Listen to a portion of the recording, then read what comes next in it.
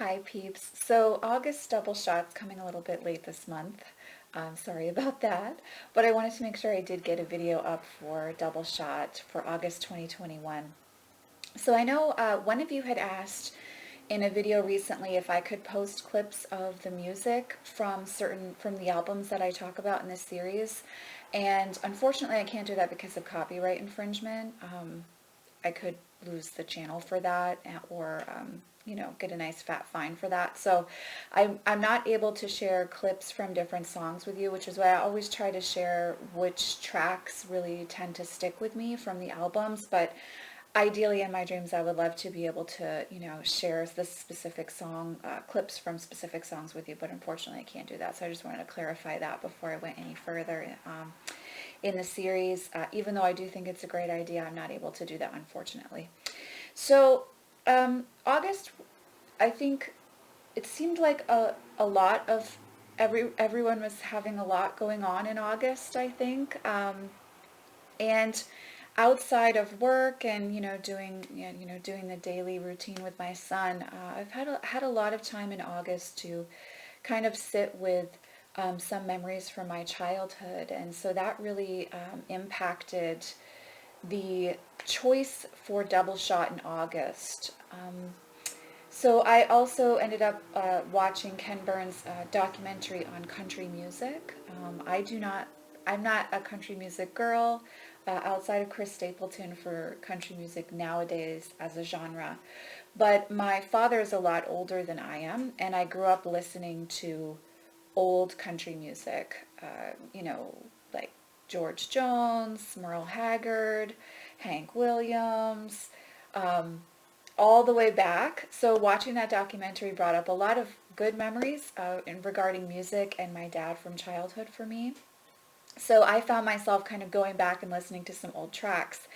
And at the time when I was a child, I hated that my dad was making me listen to that kind of music. It made me even more weird than I already was growing up the way that I did. But one artist that all of us in the family could always agree on was Johnny Cash. I think he's universal in a way, and his music touches all of us in unique ways, but it seems to have an effect on almost everyone who hears his music. So for August double shot, Johnny Cash at San Quentin is the album choice. And the deck that goes along with him is the Serpentfire Tarot. Now, I know that the Serpentfire Tarot is very much an empowering deck of the Sacred Feminine, and I'm going to do a full review on her soon. I had done a reveal, and I wasn't super impressed with her, but I've been using her a great deal in readings for clients over the last month, and I'm really, really coming to love this deck. But there is an aspect of, I think Johnny Cash, who he was a Pisces, and I think he was able to access a part of the sacred feminine while not losing his energy in his masculine self either. Like, I think he found a balance with that in at least some of his music. And there's something very powerful about listening to his music live, and this was an album that really kind of like restored his image and brought him back to a sense of popularity after a turbulent time in his life. So yeah, I don't know, it felt appropriate to make this choice for the month. And so obviously San Quentin Folsom Prison Blues is on here.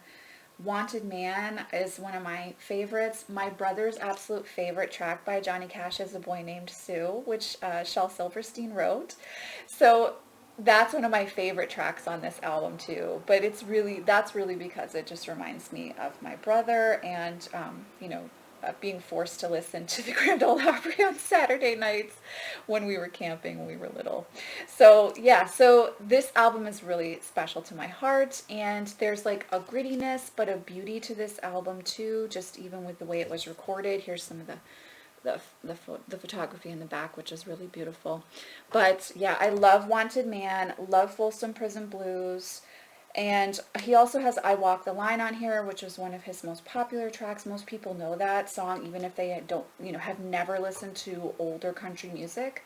And that one is really beautifully done on this as well. And you can hear June Carter sing with him on at least a few tracks in here. So if you're a June Carter fan as well, or just love the story of their love affair, this is a beautiful album to listen to as well. And I think that the Serpentfire Tarot, like I said, very empowering, sacred feminine energy, but the colors and tones are very like 70s to me, late 60s, early to mid 70s. And so I love that for accompanying this album. And both of them had a lot of airtime in my life in the month of August. So of course there's maybe my favorite depiction of the Empress ever. But there's just really, really, really artwork that's actually very clear to read with. Even though at first sight with this deck, I was like, I already have the She-Wolf Tarot. I kind of want her to have a different voice. She actually really does have a very different voice, and one that's really enjoyable to connect with. So yeah, this deck is just really, really fascinating and enjoyable to read with. Her voice is becoming clearer and clearer to me. Love this backing as well. And this album is really near and dear to my heart. There's something so special about music. I think that really helps us access our emotions and memories and experiences.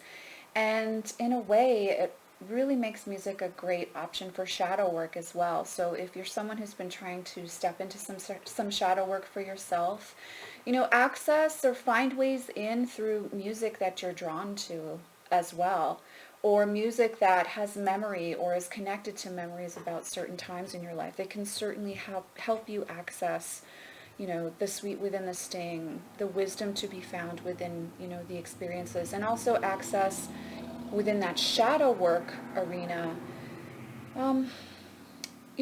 Maybe it can help us to uncover some things that we might have consciously lost through the connection of, that kind of activation of memory through music. So yeah, this is Johnny Cash is a very special artist to me. This album is really enjoyable to listen to as well. And there's something about listening to it while reading with Serpentfire Tarot, which is just really freaking enjoyable. So if you have either or both of these and you're drawn to give the album another listen or pull that deck out and work with it while listening to Johnny Cash, I highly encourage it. It's August 2021's Double Shot Choice. And of course, as always, I am sending you much love and many blessings, and I'll see you in the next video. Bye.